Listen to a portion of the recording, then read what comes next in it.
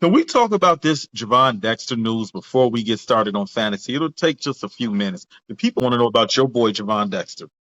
What hasn't Gervon Dexter done now? What hasn't he done? He hasn't stopped the run. We know he can't do that, but what hasn't he done now that he's in? He hasn't stopped the run, and now his name has come up in the subject of trade. The Bears are trying to get back something. I wouldn't call Gervon a lemon. Would you call him a lemon? He's not a lemon. Bears aren't trying to sell a lemon. They're trying to sell a gently used Honda Civic. Not a lot of mileage, but maybe the transmission might not be good for much longer. The tie rods are a little weak. They just want to upgrade. Or they got too many cars. It sounds like a lemon, what you described. For one, a Honda Civic, worst car on the road. Okay, well, it's a Nissan Altima. Okay, Gervon is a Nissan Altima.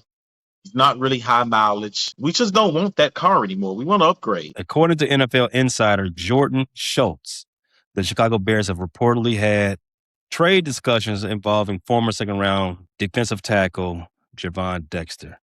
He's only 24 years old. He started all 17 games last season. He's got 13 and a half sacks for his career and 42 quarterback hits. Final year of his rookie contract, Q. What do you think his market is? I think you can get some draft capital back for him. Obviously, he's going to need a new deal. I don't know if a team is willing to get him a new deal, but he's the guy that plays in the trenches who is not a special player, but I don't think there's a defensive rotation in the league he wouldn't be in, a defensive interior lineman rotation in the league he wouldn't be in. I'm not saying he'd start for every team, but every team can employ Gervon Dexter. He's tall. He is a above average pass rusher. He is a below average run stopper despite his size. So any team could use him. Getting to the quarterback is still a commodity that teams value. So I fancy that Gervon has the market value of maybe a 4th or 5th round pick. That's what you can expect to get. Somewhere between a 4th and 6th round pick for Gervon Dexter. If any team can use him, how come we can't use him? Why are the Bears trading a guy that we can obviously use based on what you said? Because honestly, he's no better than the 3rd, 4th, and 5th defensive tackle in a rotation. You look at the guys, there's nothing special about the Bears' interior linemen. They all do something maybe a little bit better than the other, and they all have some flaws. So you got Grady Jarrett in his rotation. You got Jordan Vandenberg, who they love, from the 6th round pick from this year. They love Kentavious Street. He's been a guy that's been with Dennis Allen before. Dayo Odembango seems like he's moving more inside. And then you have James Lynch, a guy they picked up in free agency from the Titans, who played football in this league for a while. All of these guys are about the same. The only guy who can get you some draft capital is Gervon Dexter. He's the only one with any trade value. So it makes sense to me. Because Gervon Dexter may be the weakest of them in terms of run stopping. He's probably the best in terms of pass rushing, maybe between him and Grady Jarrett and Dayo, depending on what he could bring to that interior. So I don't think you lose anything by losing Dexter. You lose depth, yes. Do you lose maybe possibly your best pass rushing interior? Yes. Do you lose your best all-around interior guy? No. So I don't think the drop-off is severe from Dexter to the next guy, and I don't think the Bears have any discussions about extending him. I think he's pretty much a lame duck in there. So I think the best thing you could do moving forward is to get draft capital for him. And you got to think there's edges that could be back on the market between Josh Sweat and Max Crosby. The best way to acquire those guys is with draft capital. So having more ammo in your chamber for those type of trades is a good thing. You just won me over, Q, because I think the answer to my question is, why would we want to give up depth in an area where we are the most lacking? Not necessarily in depth, but functional players who can impact. Gervon Dexter, he showed promise his first 2 seasons. Last season, a lot was left to be desired. But with Dayo coming back motivated and healthy, maybe there's not so much snaps to go around for Gervon with Grady Jarrett and Dayo, being in the interior. But to the point, if Josh Sweat does demand a trade at some point, because he did go there to play underneath John Gadden in Arizona. Gannon's no longer there, and the Arizona Cardinals are going to be very brutal this year. Very. If our good buddy over there in Vegas, Crosby, decides, you know what? I'm having another change of heart. This team is ass. I want to contend. The Bears can get back on their phone. The Baltimore Ravens no more. They already went and got Trey Henderson. They ain't got the pieces. So you're right. Stacking up on draft capital right now would be a good move, because to the person who would be upset about this, if the Bears were to be able to get off Gervon Dexter, no Diddy, I would understand what they're saying. This is a win now season. Maybe not necessarily as is all in and we have to win now or heads are going to roll, but this is a season where the window's open and there's a lane to get to that Super Bowl and possibly win it. So why would you hamper yourself? Well, this is Ryan Poles playing 4D chess. This is him seeing two moves down the line. It's risky because if those players don't come available, yeah, you look like an asshole. But in the event that you can get a Josh Sweat, we get a lot better. And we can flip Gervon for Josh Sweat.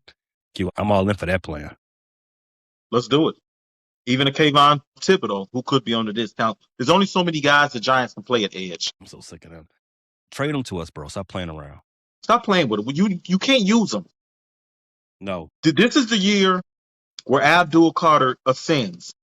We already know Brian Burns is a 16 sack guy. He's not coming off the field. Right. And then you got Arvell Reese there. Why are you holding on to Kayvon Thibodeau?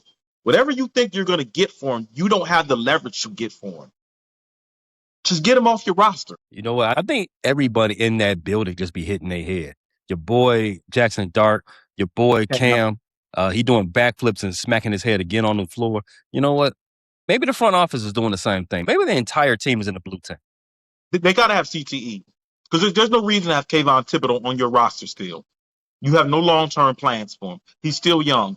Each day you hang on to him, you lose more value the closer he gets to free agency. All right, let's move over to fantasy football. Fantasy football is a very fun and right a very... when you said fantasy football, here comes Emmanuel calling me in the middle of our record. Shout out to E-Man Movies guy. The vulture. The predator is lurking. Yeah, he's definitely a great white shark in these fantasy streets. He's a vulture. I wouldn't give him a great white shark. That is an apex predator.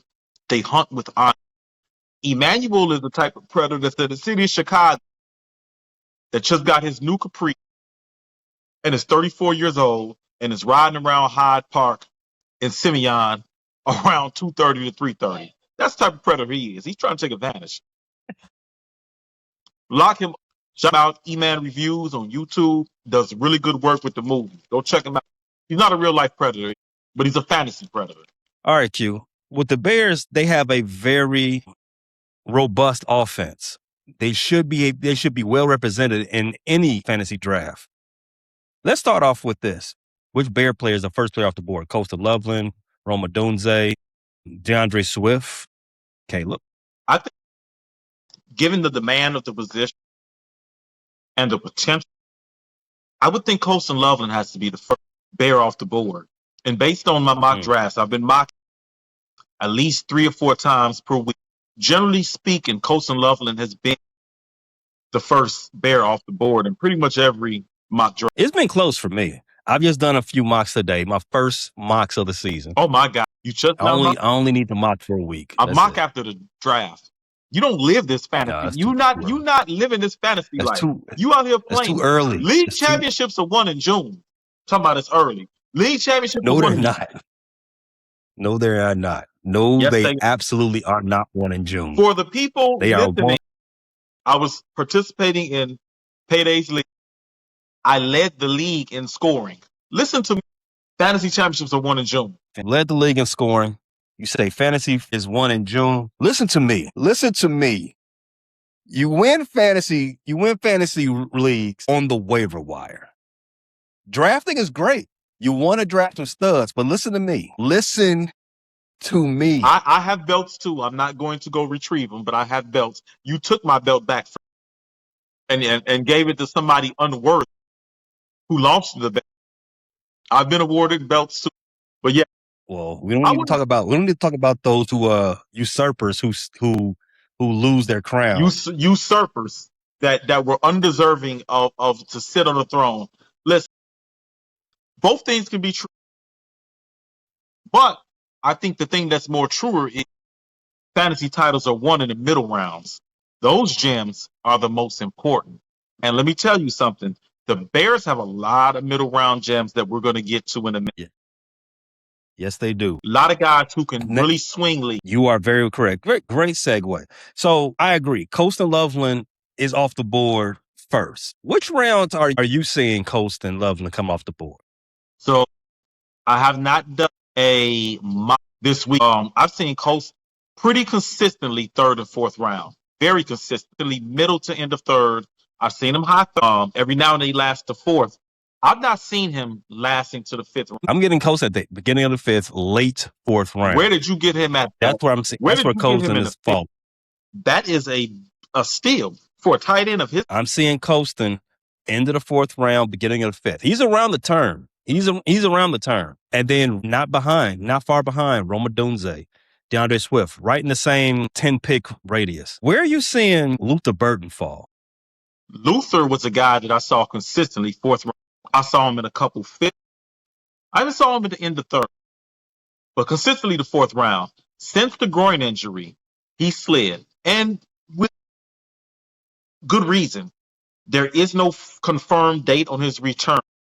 We know it's not season ending, but we don't know if he's going to be there for week one. And in fantasy, you want to get off to a good start. It can be imperative. You don't want to draft a guy within those first 5 rounds unless he's just a high impact player that you know is you're getting a guy who's sliding down because of injury, but was really a consensus top 10 pick, like Malik Neighbors, who is a guy who's probably not going in anybody's first round or second round, but when healthy, he's a top 10 draft pick. So with Luther, now I'm seeing him slide. I think the last time I mocked, I saw him going to 5th or 6th. He was amongst the first Bears. A coach going back and forth as the first picked. But you got to worry about when he's coming back. You got to worry about what shape he's going to be when he's coming back. Because that groin injury, that could be that's their stopping and starting, their cutting. So we might not see Luther hit the ground running, so to speak, right when he returns to the field. You do have to be concerned about that. I'm looking at my last mock. I will put it on the screen, but I don't want to give away my official cheat sheet. So I got DeAndre Swift at the end of the fourth, coming around the turn, beginning of the fifth, Colston Loveland. 5 picks later was Luther Burton. And then the end of the 6th round was Rome Odunze. So it's a lot of Bears from 4th to 6th. Depending on the order, it depends on your league. Depends on who wants to do what when. But Luther Burton, he has so much variability because he is a breakout player. He can do a lot of things, but it is that groin injury. And depending on the type of league you're in, like I'm in a guillotine league, you cannot risk and drafting an injury risk player in the first week because that could be your season. Luther Burton is really, truly the Bear that I see can have the most impact on the team, positive or negative, because you're going to have to use good draft capital to draft him. You have to decide how bad do you want. To guarantee a Luther Burton pick at this point, coming off injury, I think you got to take him in the 4th to guarantee you get him. That is high draft capital with really good players who are really healthy still around. If you get Luther in the 5th, 6th round, I think Luther is a guy capable of getting you 85 catches, 1,200 yards. You could be getting a borderline wide receiver 1, or depending how much. I mean, there's some people that like Luther a lot. They like him to be one of the best receivers in not just Bears' number 1 receiver. Some people really like his potential, fantasy and in real life. So if Luther ends up being a legit wide receiver 1 and you get him in the 4th, 5th round, 6th round, that's the guy that can swing your league, especially if you nail the picks previous. Now you're looking at a really, really deep roster and a wide receiver 1 on a distance. Sticking with wide receivers, Luther, Rome Odunze. Let's say this is the 4th round. You have Luther, Tet, and Rome's on the board. Which one? Which one you take? I have to put a disclaimer because you are a competitor of mine in fantasy leagues, and a lot of our listeners actually compete with me in fantasy leagues. These are general opinions and consensus. These are in no way, shape, fashion, or form my opinion on drafts, and also My opinion on draft is variable to change based on league settings, based on availability of players, based on how the board is falling. With those three players, I'm taking Tet. And it's not that I believe Tet is necessarily better or higher potential than Luther, because I do think Tet is better than Rome. I think he's a better football player. I think he's a better prospect. When I graded them, Tet was the better prospect coming. I believe Luther has as much or more potential than Tet, depending on the system. Luther's a guy that can run out the catch. He's a shifty guy. He can do things Tet doesn't do, but Tet can do things Luther doesn't do with that 6'4", 6'5" frame. I'm taking Tet because he is the clear cut alpha dog in that pass receiver room for the Panthers. So I'm taking Tet because I think he has a higher floor than the other two and he has less competition. Even though he's in a less explosive offense, I think there's less competition. I think by play design, he's the guy that's going to get his number called the most. I think he's going to get schemed up the most. He doesn't have a Colston Loveland to contend with at tight end. He doesn't have a Roma Dunze on the other side to contend with, or a Luther Burden on the other side to contend with. Although they have Xavier Leggett, I can't remember who the other guy was that emerged last year for Carolina. I mean, they got some talent in there, but they haven't had as much production. So I'm taking Tet as an alpha dog. I would take Tet. Garrett Wilson. I have a hard time trusting Garrett. Garrett is a guy who's burned me in the league before with his injuries. He's a smaller frame guy. He's going to be on a bad team, which sometimes being on a bad team can be good, especially a bad team with Geno. Geno's going to throw it. We don't know who's going to catch it, whether it be his team or another team, but Geno is not afraid to wing the football.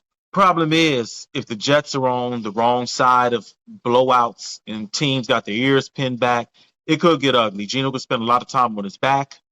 He could spend a lot of time throwing interceptions. Teams could wind the clock down with the run game. I do like Garrett Wilson. Man, that is a tough. This tells me I need to get my draft strategy together because I don't know who I would take right now between Garrett, Rome, and Luther. Because I would love to say Rome and Luther, but they've had their injury concerns. Although I think Rome is over his injury concern. They all three. I'm gonna have. I think Luther has the highest ceiling. I'm gonna have to go Garrett. DJ Moore. The DJ Moore hype in these draft rooms is getting crazy. I remember DJ Moore before he did that sassy come get me. I remember seeing him in the 6th round. I see people reaching for him in the 3rd. He's wide receiver 1 on an offense is going to throw the ball. I mean, I understand. He is wide receiver, and you make a very good. Also, a good point is the Buffalo Bills traded a 2nd round pick for him. He's going to get the ball. They're going to scheme. I talk myself into it. I'm going to go DJ. T. Higgins. That's another offense where they're going to throw the ball a lot. That's tough. I do not like drafting T. Higgins. I don't like drafting T. Higgins because there are too many peaks and valleys with his score. And he seems to know how to burn there will be weeks where T is getting me two catches for 40 yards, 30 yards. And then the next week he comes back with a 3-catch, 37-yard. And I'm like, you know what? I'm benching him. And then T hits me with a 6-catch for 90 yards and 2 touchdowns. So personally, I stay away from T. Emeka Egbuka. I'm going to Mecca. No injury concerns? Definitely injury concerns. But like I said, I want to talk myself out of injury concerns with Rome and Luther, but they both been hurt. I'll go Rome over T. Lad McConkey. That name seems racist. Why does he have to be McConkey? But with Keenan Allen out of the slot and less overlap, I'm going to go Lad. I think there could be a bounce back year. I'll go Lad. Although he's in a run-heavy scheme, I'm going to say Lad bounces back. Maybe not the same as his rookie year, but he's going to be better than his sophomore year. Lad was almost unplayable last year. You know, Lad lost a lot of people, a lot of games, taking that boy in the 2nd and 3rd round, and him almost unplayable towards the middle of the season. He basically became a flex. Quentin Johnson was eating early in the year. I think Lad has better opportunity. I'm going to be on the spot. I'm going to go Lad. Jalen Waddle. I know you don't like Jalen Waddle. I like Jalen. Will never ever make a team for me ever again. I'll take Jalen because he's healthy right now, and I think again this is competition outside of Cortland. Who's his competition for targets? He has the opportunity to get a lot of targets, but he also has a lot of opportunity to be in a blue tent. I'm not taking Jalen Waddle. It's not. I can't remember who the Denver Broncos tight end is. They have some high hopes for for Pat Bryant. Shout out to they got Evan Ingram. Right, they got Evan. Evan Ingram had a really, really strong fantasy showing a couple years ago. Are we ever going to get that 100-catch Evan Ingram? Hell, that was a fluke. Did you have to say with that much certainty and emphasis? Last two, Mike Evans and Scary Terry. I'm going to go with one of the Bears. Over Mike Evans? Over Mike Evans, yeah. And over Scary Terry for the simple fact that these guys are both on the wrong side of 30. Both had injuries last year. It's just hard to trust guys that are over 30 with the injury. Which one? Which Bears player you taking? Which? I would take Rome and Luther over both. I'm taking both. I'm taking Rome and Luther over. I'm taking Rome and Luther over Scary, and I'm taking Rome and Luther over Mike Evans. That's the risky thing. I'm taking him over Jalen Waddle too. You take him over Jalen? Yeah. The scary thing is, if Mike Evans could stay healthy, he has a chance to put up some big numbers in San Francisco. But that's the same thing with Scary Terry. You've been a Scary Terry guy before. You know when Scary Terry is eating, he eats. He can get you 20 points. He can drop a dub on somebody's head. Problem with Scary Terry is them soft tissue injuries. How many hamstrings? He's battled that hamstring for you. I don't know. You're right. I mean, it's a good thing to pay attention to. And that's why I'm gonna fade him and for this season. You're gonna fade? Hold on, time out. You're gonna fade Scary in this regards, yes, over the Bears players. I would take both Bears players over Scary Terry. Okay. I thought you were saying I thought you were saying Scary Terry's on your do not draft list. Scary Terry has been a staple on your roster, he has served your realm very well in your Kings. He does. Hey, whether he's killing you at the beginning of the game or he's always engaged in garbage time, he gonna get his numbers. Hey, I respect that. It doesn't matter when you get your numbers. It matters you just get them. Scary Terry is one of those guys where we talked about years ago, and I didn't have enough respect for his game.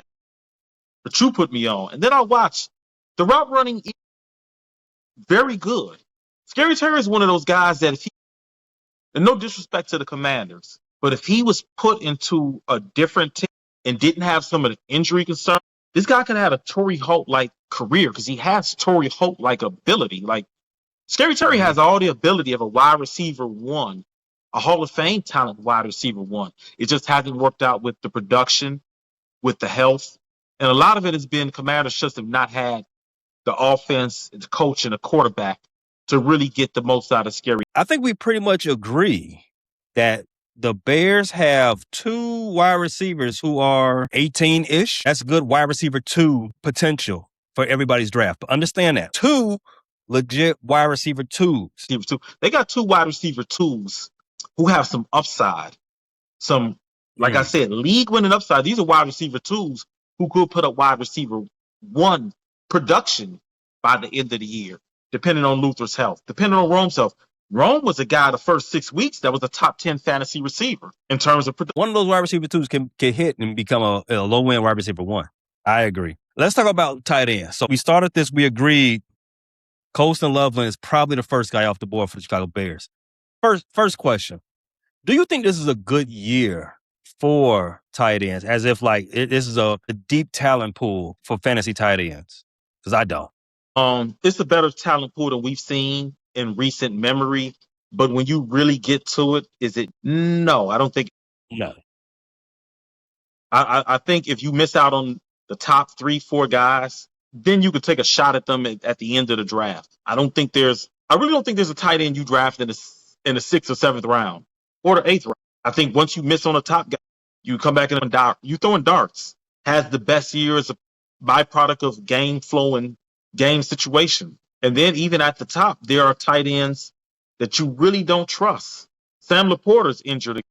Are we ever going to get that Sam Laporta rookie year again? Is that over? I'm starting to believe that it is. Starting to believe that it's over. Injuries do something to your body. You never really fully come back from certain injuries. Is that he hasn't come back from that injury, or the Lions have not schemed him back? Because Jameson Williams has emerged as a legit deep threat. Is it the Jahmyr Gibbs getting a lot more work and Jamison Williams emerging as a legit wide receiver too and one of the best deep threats in the league? Is it that Laporta just isn't that guy anymore? Because right now I see it. He's your fourth. I think you can make an argument for both, to be honest, to be fair. This year for tight ends is a little weird.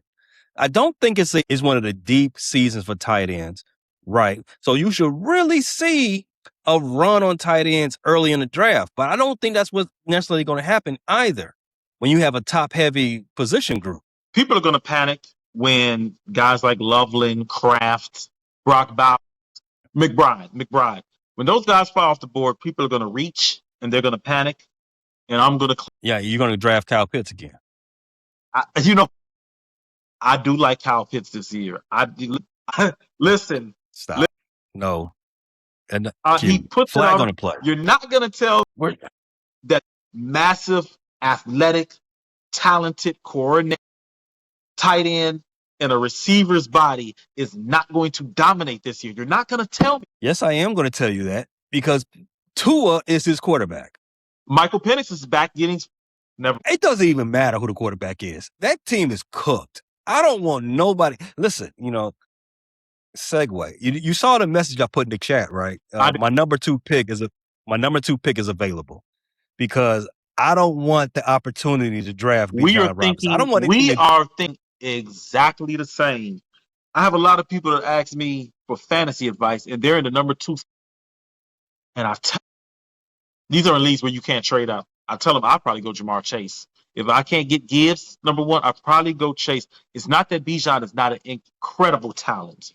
It's not that I don't think... I don't want anything to do with the Falcons. And I can understand why. I think that offense might be a tough offense to watch on a week-to-week basis. And I think if Tua he has not looked like he has been able to drive the ball downfield in practice or in preseason. If he can't get that ball downfield, what do you think teams are going to do with those safeties and those linebackers? It's year 7 for Tua. We've seen... Pack it up. Even though we called this years ago, we called this 5 years ago. He can't push the ball down the field. He can't secure the center quarterback exchange cleanly on a week-to-week basis. He takes too many sacks. He takes too many, and he takes too many sacks. And when he takes sacks, you always clutch your purse. You're like, did he die? Don't know. You know what? And then when he gets hit, then after he gets hit, his clock speeds up, and we start seeing errant throws. And Penix, he ain't got no working legs. He's got like no knees. So, and you know what? We're dancing around the fact that there's 2 left-hand quarterbacks in Atlanta. Left-hand quarterbacks, they just, it's a no for me, dog. After Steve Young, I tell people all the time, Mike Vick. The dogs ruined Mike Vick. So Mike Vick never became the great quarterback he was supposed to be. Although that Mike Vick with the Eagles, that was a damn good quarterback. That was still the best game I've ever watched from a quarterback. The best game I've ever seen. Michael Vick on Monday Night Football against the Washington fill in the blank. Do you remember his game against us when we went to the NFC Championship? The Bears got off to a nice lead, but Mike Vick, man, he threaded the needle on a couple throws that made that game. I think the final score was 31-20. But, man, he put some ball placement and spin on a couple balls. I mean, Urlacher was right there. He whizzed it right past his helmet, right into safety. Mike Vick is one of the greatest what if he didn't bother them damn dog. I actually went to that game at Soldier Field when Vick and the Falcons were playing the Bears that season. I was there. I had Vick jersey on, and Bears fans, they were not impressed. They were not happy. Why would you? In fact, I didn't have Falcon Vick jerseys. I had Virginia Tech Vick jersey. Me and my little brother. We and they were Bears fans. Relax. Because they thought they were Bears jerseys at first because it was that burnt orange. And it was like they figured out, like, wait a second, that says Vic on the back. We almost had to do something at the metro station. It was almost one of them situations. Oh yeah, Bears fans, Chicago fans, Bears fans. I hate to say it, they're not far removed from Sox fans. In fact, when the Sox are eliminated, that's where they go. They go in the bush, and they come back out with their Bear stuff, and they go start. Yeah, I hate that agree. I had to let them know, man. We all gang here, man. I just like my boy Vic, man. We gang. Just chill out. All right. With tight ends, I'm gonna do this. We'll play the same game that we did with the wide receivers. Would you draft Colston Loveland? Let's say I'm not gonna ask what round because I think we have a difference of opinion of what round the tight ends are gonna start coming off the board. But let's just two tight. You have the clock is on you. Colston Loveland's on the board with Trey McBride. Who do you take? Oh, McBride. And it's not that I don't think Colston Loveland has the same ability of Trey McBride. We just haven't seen the production. Trey McBride has to be your tight end one. I've seen some people going Brock Bowers. I think McBride has to be the tight end one until he's unseated as a tight end one. Even in a bad offense with not good quarterbacks, Trey McBride continues to put up. I think he's pretty much quarterback proof, bad team proof. I think he's a sure option in fantasy unless he. Trey McBride put up numbers with Jacoby Brissett, and Jacoby Brissett would be very upset with you if he heard you call him a bad quarterback. I was really referring to Kyler Murray, the Vikings turned quarterback. But I'm just saying Trey's gonna eat. He's gonna eat. I agree. Colston Loveland or Tyler Warren? I'm gonna go Colts. I don't know what to expect from Daniel Jones in that Colts offense. Is Daniel Jones going to play? Daniel Jones is going to play? Colston Loveland or Brock Bowers? That's a good. I'm gonna go Brock Bowers. It looks like we have Colston Loveland as tight end 3. I'd say tight end 3. I think he's earned that when you look at the upside and the production. Yeah, he didn't start off the year cooking, but George Kittle's coming off of Tucker Kraft is coming off of ACL. Who else is out there? Kyle Pitts. That's my boy. But can you trust him? Unbiasedly, yes, I like Kyle Pitts, but I can't take him over Loveland. Not in that offense, not with this inconsistency. I agree. So let's talk with running backs real fast before we get to the main event, Caleb Williams. So the Bears have two running backs who at the top 3 rushing attack in the NFL last year, and is expected to carry the offense the same in the same respect this year as well. So where would you expect to draft DeAndre Swift and Cal Monungai? Swift, I think 4th, 5th round is about where he's going to go, and I think that's also dependent on your league settings, your league, and I think largely it's dependent on the running back runs. I don't like to panic when people put on a run. To be, you do got to get a sense of urgency when running backs get on the run. I know some people like to go 0 RB. That can be rewarding, or that could be very detrimental to your fantasy team, because they'll find gems at the running back position late in the draft. The problem is there's no guarantee who those gems. For Swift, I think 4th, 5th round, but again, that's very dependent on what your 1st, 2nd round look like in your league. We can give you good advice, but you still also have to follow the draft board. You have to look at what's going on in front of you. And running back is a foundation position in fantasy football. So you may have a strategy going into the draft. If the running backs are getting burned up in the 1st, 2nd, or 3rd round, you might have to abandon that. Or you're looking at drafting guys like Christopher Rodriguez and hoping that they end up getting more than half the snaps. Well, it looks to me, I've done a few mocks. I've only been doing them today, but I trust my mocking system. Cal Monungai and DeAndre Swift are going around the same time. Oh, I would not listen. I love Cal Monungai. I'm not drafting him late round. What round are you seeing Cal Monungai go? I'm seeing DeAndre Swift go late round 4, and I'm seeing Cal Monungai go late round 5. Way too early for Monungai. That Swift is spot. I think that's way too early for Monungai. Monungai, he was a guy that I actually started in a couple leagues. When DeAndre Swift missed a game, Monungai, did he have 100 yards against the Bengals, I believe? And I was able to use Monungai as a flex, but then his production dipped after week 12, and I think you can look up the stats and that'll support it. His production dipped. So with Monungai, my concerns, but I don't know if we'll ever get that peak production we saw towards the middle of the early mid-season. So with Monungai, I think you can find in the 6th round, running backs that have more upside in terms more snaps, maybe more explosive ability. A guy like Ja'Cory Krosky Merrick from the Commanders, if he can hold off Katron Allen and Jaden Daniels can get that offense explosive and rolling again, he's a guy. Well, he's got to keep the ball off the ground too. JCM's big issue, fumbling and other miscues. But growing as a veteran, I think he's a guy that you could pick up later than the 6th round and more effective than Monangai based on opportunity. I would echo your concerns about Cal Monangai. They haven't said, and this is something we say all the time, the Bears are very cryptic about what, kind of injuries they got. They always say week to week. Week to week means we ask me again next week and and we'll see. But I'm not going to tell you anything different until there's actually good news or bad news. Week to week just means off. And they've always been saying week to week about Cal Monangai. So, I mean, at least Cal Monangai is back on the field. He's at least doing some work on the side. But if he's not practicing, I don't know.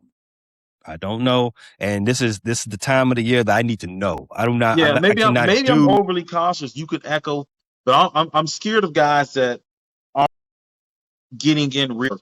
I've been burned by guys in the past. Pause. Christian McCaffrey, you know about that. What he did to me in 2024 was pretty much criminal. I'm still gonna whoop his ass when you well within your rights. He burned you. You need DeAndre Swift. That is listen. Let's play the game. How many running backs would you take in front of DeAndre Swift? I'm not going to even say the obvious names. Bijan, Jameer. Let's start. Jeremiah Love or DeAndre Swift. You hit me with with Love. The talent is there. That's not the question. The question with Love is I favor guys in better off. So I give that nod to DeAndre Swift. Jeremiah Love talent is reminiscent of it's just a shade under the Saquon Barkleys and Adrian Petersons. It's a highly talented, but the Cardinals signed Tyler Algier this offseason. And one thing I know about Tyler Algier, he is a vulture. Bijan a lot in Atlanta. They obviously have plans for him. They gave him a multi-year deal.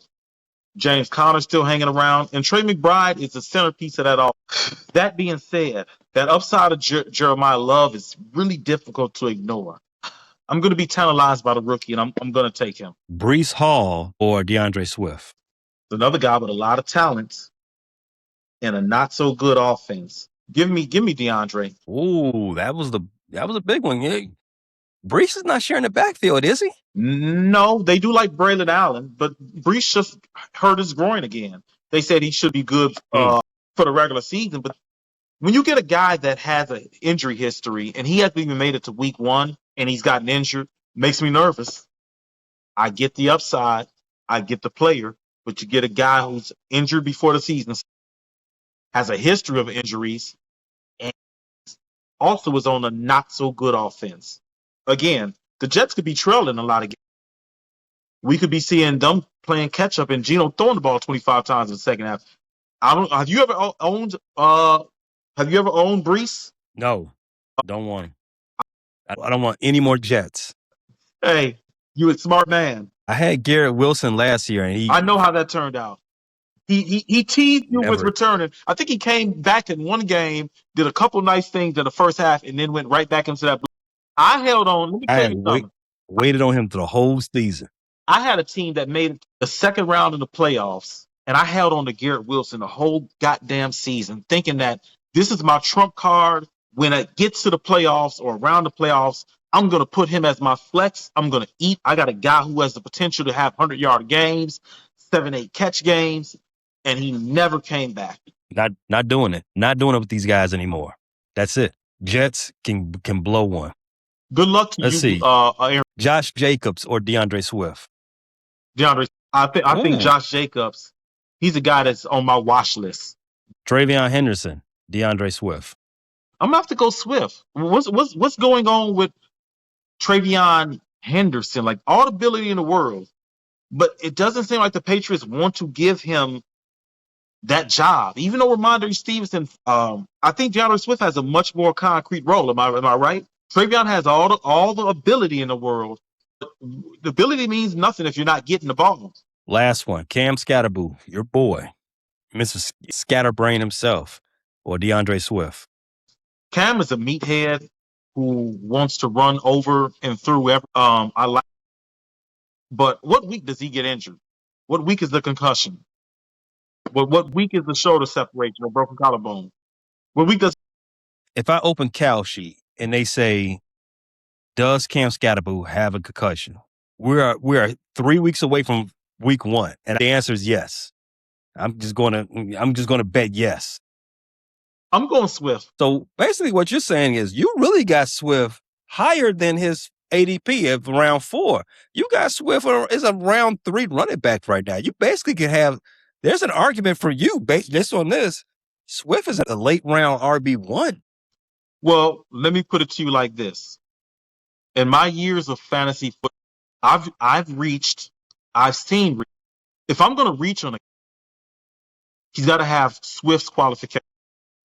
Swift is the guy, yes, early in his Detroit career, he had injury concerns. He got to the Eagles and played the full season. Correct. He's been with the Bears. This will be year 3. The last 3 years, he's been a guy to play 15 or more games, all 3 of those. In the last 3, 2 of the 3 years are 1,000 yards, and I think 1 was close. He's a guy that gets receptions. He doesn't really have any weaknesses other than he's not a big power back, so he doesn't get a lot of the goal line. I think we've seen for the last 3 years, Swift is going to be RB14 and RB20 production. You know there is a floor. One of the things that I see one of the things that have derailed my is that 3rd round, that 4th round, that 5th round, when you get, now obviously if you lose your 1st round pick, you up Schitt's Creek. But generally, 1st round are solid production unless you get. I think it's going to be hard to get a bust in the 1st round, although I do got a guy that's on bust alert. I don't want to say it on air because you didn't ask me. So I'm not going to put my bust alert out there. But there is a guy in the 1st round that I know is going to. Generally speaking, everybody's going to get a good 1st round pick. Generally speaking, most people are going to get a good 2nd round pick. It's that 3rd, 4th, 5th where it gets dicey. You know, people were riding that James Conner train too hard last year. That hurt people. When you take a draft pick in the first 6 rounds and he can't be productive for you, that's going to hurt. So with DeAndre Swift, I look at it. Does he have potential of a?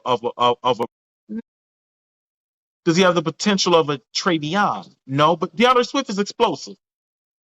So you're looking at a guy in a good offense that Ben Johnson likes and is going to continue to get. You know you're going to get DeAndre Swift with upwards of 15 touches every week. You know that he's a guy that can take any of those touches and make it a 50-yard game. So I trust DeAndre Swift for that reason, which is why I hold him in high esteem, because I know my floor is going to be good with DeAndre. It is a very common injury to hurt yourself or get hurt if you ride the train too hard. Yeah, or reach. Yeah. Don't do neither one. In fact, at this age, don't do trains. No, and if you're going to do a train, make sure you go first. There's too much trauma and backlog and backwash. We're too old to be going 4th, 5th on a train. You're too old to be on a train. Exactly. If you didn't do it in high school, don't. This is championship advice coming from you, Q. I should get this over to you. I should pass that over to you. Last but not least, quarterbacks. We do have the Iceman, the Madden cover boy, Caleb Williams, as the Bears quarterback. But where should he be drafted, Q? I'm going to just ask you, as a general thesis, where do you like drafting quarterbacks? I don't like drafting them up early. And I think people that draft quarterbacks early, they always are at the bottom of the league. I'm not looking at a quarterback in the 1st round or the 2nd. You Josh Allen, 3rd round. I'm not mad at you, but I wouldn't want. I like looking at my quarterback really 5th, 6th, 7th. For me, there's limitations. Like you can, if you don't get the number 1 guy, and if there's always the outlier of, Pat Mahomes, his MVP seasons, a couple of Lamar Jackson seasons. There's always those special seasons that you wish you got that guy and you would think that, man, I'm gonna go ahead and draft him in the 1st round next year. Never pump the brakes. Never do it. pump the brakes. I remember you argued with a member of this channel about taking. It was either Lamar or Pat in the first round. It was Pat. It was, and emphatically correct. And I don't know how our fantasy season went, but if she took Pat Mahomes in the first round, I'm sure it didn't go far. She was still argue for the her reasoning. And I'm telling you, that reasoning was terrible to begin with. Listen, quarterbacks outside of these, once in a lifetime type seasons, they're 1 through 10, or at least 2 through 10, are going to largely have the same numbers by the end of the season. They're always going to be very close. You can draft a guy in the last couple of rounds, and his season, as long as he's not a bum, his season is going to, stack up close enough, maybe 30 points off from a guy in the top, five. Where was Stafford and Drake May drafted last? Good question. Sometimes I saw there was a league I was in where Matt Stafford was picked up in free agency. Matt Stafford was people's 12th, 13th, 14th round guy. Drake May was a guy end of the draft or in free agency. These are two of your better fantasy quarterbacks. Exactly.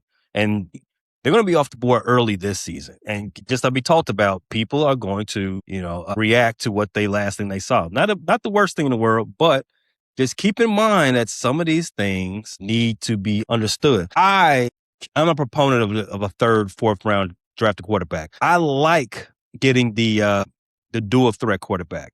I like a guy who can throw the ball with confidence, a Josh Allen, a Lamar Jackson, a guy like that, a Drake May, and a guy who can run the ball. I know who's going to give me some running stats, maybe 400 some odd yards. He's a threat around the goal line, like Josh Allen.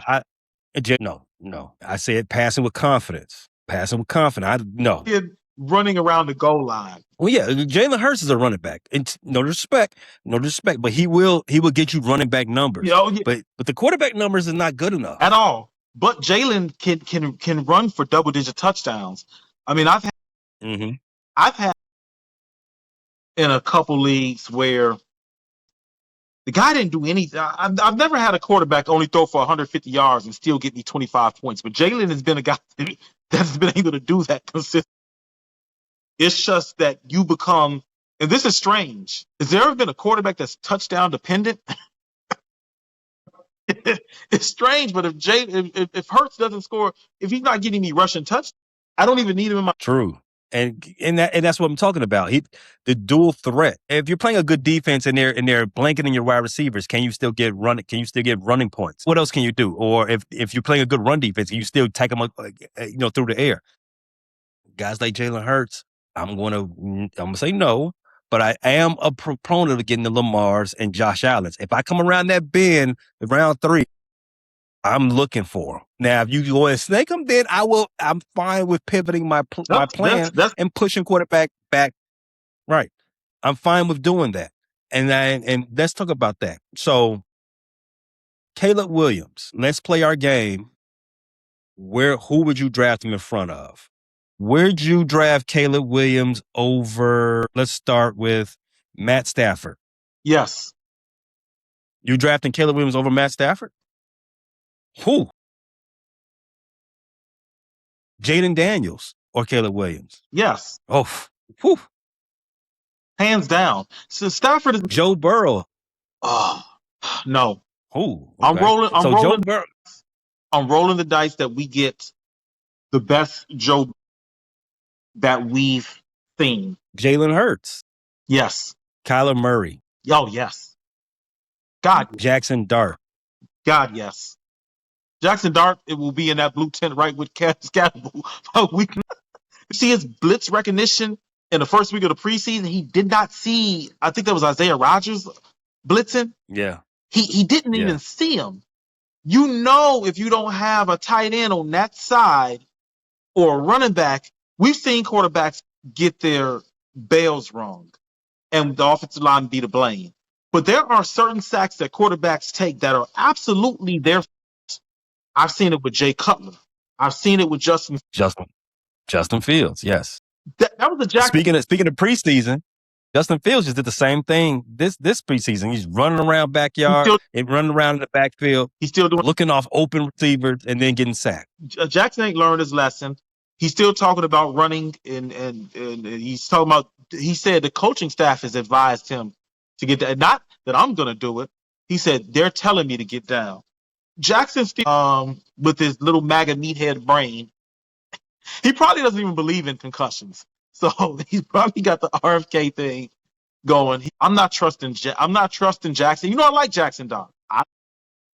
I'm not trusting him to stay healthy. So what we've discussed today, Q, is that the Bears have 6 players that you can possibly fit into your lineup as starters before a defense is taken off the table. Before people start to draft thinking about defenses in round 8, 9, or whatever, you can have Caleb Williams, Rome Odunze, Luther Burton, DeAndre Swift, and Cal Monunga, and Colston Loveland, all gone. Are there any other players, Chicago Bears players, that I am not should be on the confident lookout? in the Monunga. I am not confident starting Monunga. Not until I see that guy on the. Okay. Well, but Monunga, I'm not suggesting Monunga doesn't get drafted. I'm just saying, with the round use, I would not do it. But Monunga is absolutely. No, I wouldn't do it either. I wouldn't do it either. Yeah, but Monunga is one of those guys that could be a gem. Monunga is a guy that you take him in the 9th, 10th, 11th round, somewhere around there, and DeAndre Swift gets hurt. You might have a guy popping for 15 to 20 points every game, giving you strong RB2 production. So Monunga is another guy that can really swing your season. I ain't saying avoid him. I'm just saying be leery. You need a quarterback. This is the round you're going to take a quarterback. Lamar's gone. Josh is gone. Pat's gone. I don't know how you view Pat coming back off of ACL. Not favorably. The guys sitting on the board, these are the guys sitting on the board.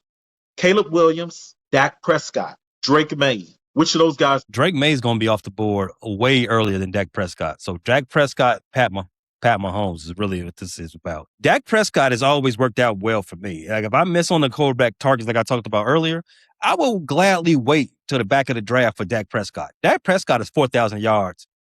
Easy. 30 touchdowns, 4,000 yards. I'll take that. In a sleep. Right. And I think 4,000 yards is the floor for Dak. He's a numbers monster. But the Pat Mahomes thing, like I'm doing these mocks. Pat Mahomes is not getting drafted. No, there's too much nostalgia. He's getting drafted. And he's going to get drafted way too soon. I'm telling you. The name is still carrying. Well, the name is. I hope I draft behind somebody who was drafting Pat Mahomes. All right, well, let me give you. They're going to let me eat.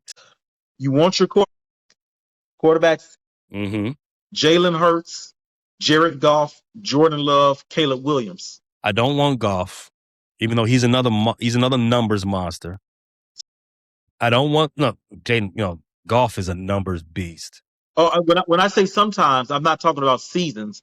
I'm talking about certain games. I don't know why, but the Packers and Vikings have had his number the last couple.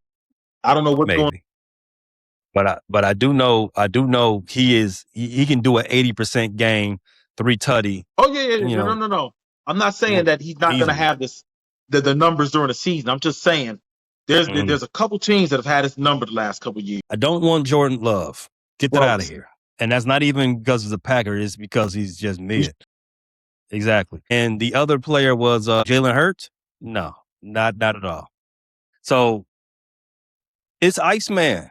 I'm going to get Caleb. Me and Caleb are going to the Super Bowl together. I want to give you 2 more names and then I'm done. Bo Nix and Justin Herbert. I do not believe in Justin Herbert.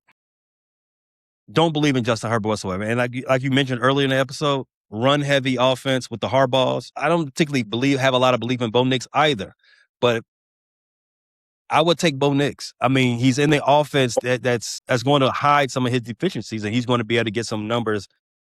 Oh, Sean Payton's going to get him his numbers, but you take Bo Nix over Caleb? No, not at all. Even though I think Bo Nix had a better fantasy season than Caleb last year, I think, right? I know it was real neck and neck. I do believe Bo Nix, he did hit some. I mean, his game against the Jets was terrible. And I think he had another stinker. So I don't know if Caleb called him. I think Caleb might have called him towards the end of the season. Bo Nix is the guy that he's a dual. It may not be the way but he's a dual threat. and he's going to nickel and dime his way. I've noticed one thing about it may not look good for 2.5, 3 quarters, but he'll nickel and dime his way into a solid fantasy game, even if he didn't have a great real life. What's the update on his injury? Concern. I don't like. It just seems like quarterbacks that hurt that leg that they plan off of, it takes more than a season to recover. You know what I'm saying? Aaron Rodgers was very bad after injuring that leg. Remember, Kirk Cousins struggled after that. So with Bo Nix, I just think he's a candidate for regression. I mean, you make a good point, because that injury is not something you can just sneeze at. With all this information you've been given, you need to bear down heavy in your draft, because the Chicago Bears are going to lead you. Bear down in your fantasy. Don't go. And when we say bear down heavy in your fantasy, we've been doing this for a long time. Some people bear down a little too much. I'm not going to stop you if you're competing against me from showing Ja'Day Walker love, getting enamored with Khalif Raymond or Cole Kmet. If you want to spend a draft pick on those guys, be my guest. But bear down with some sense. I would not draft the Bears defense. I'm sorry. That would not be the thing I would do. Yeah, that's for good reason we didn't talk about the Bears defense. No. Now, no. What I would do is I'll click that little button that says watch list, and I'll watch the Bears defense to see if maybe those turnovers somehow replicate themselves. But I would not confidently start them. Actually, there's some games. Actually, you know what? There are some games I think you can start the Bears defense. Let me preface that when I say do not draft them, I would put them on my watch list. And when I see the Jets game, the Falcons game, that might be when I start the Bears defense. Depending on what Kyler does over in Minnesota, that's another game I might start the Jets, the Dolphins. I'll start the Bears against Jets and Dolphins. Good idea. Matchup dependent. That's my review for Bears defense. Bear down, fellas. Appreciate you tapping into this latest episode from the Frustrated Chicago Sports Fan channel. Don't matter if you was watching on YouTube or listening on Spotify or Apple. Make sure you like, subscribe, share with everybody on the block, and hit the notification bell so you never miss none of our daily drops. And to all the guys from the shy, we say 3 things. Bear down, fly the W, and sell the team, Jerry.